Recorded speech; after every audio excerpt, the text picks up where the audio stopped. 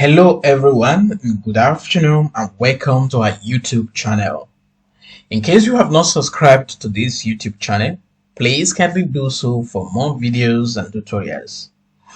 Today, I will be showing you how to change your photograph paper orientation from portrait to landscape. Let us get into Photoshop. I have an image which I downloaded from Google.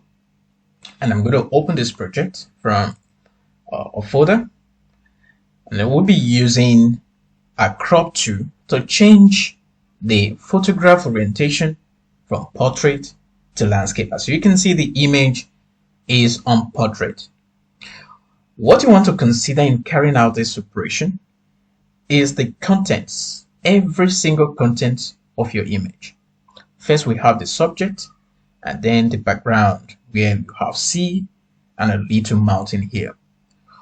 What one may consider or tend to do is to just simply drag from here a crop tool and then click enter.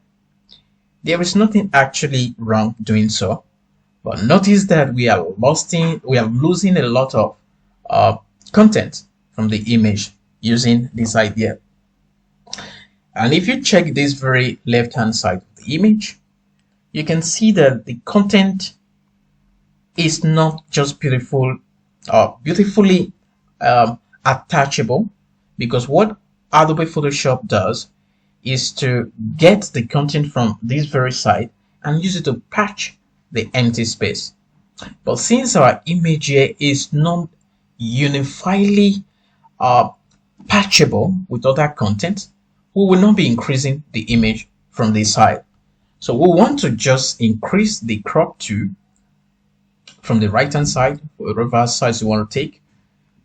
We'll be leaving it like this, but ensure that your ratio is being highlighted, everything is 0, and this delete cropped pieces should be deactivated just as it is, and content aware should be active.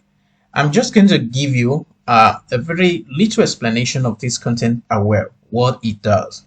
It uses this idea of Adobe Sensei to indicate or to recognize this very subject here, so that whatever changes you made using whether you want to change the transformation, you want to transform the image, it will not affect this very subject here. So let's go. Having this activated, you can increase your crop to wherever size you want and then click OK. You wait just for a little while for this process to carry out, and you can see here our image go from a portrait to landscape, and no one can actually detect that such operation was being carried out. The same thing can also be done using let's say, for example, our image was on landscape, just as you can see it now. You can also take a crop tool, increase from very top, and then we can add information on the top of an image, changing the orientation without affecting the real image. You can see how it does. If you like this video, please click the like button and subscribe to our YouTube channel.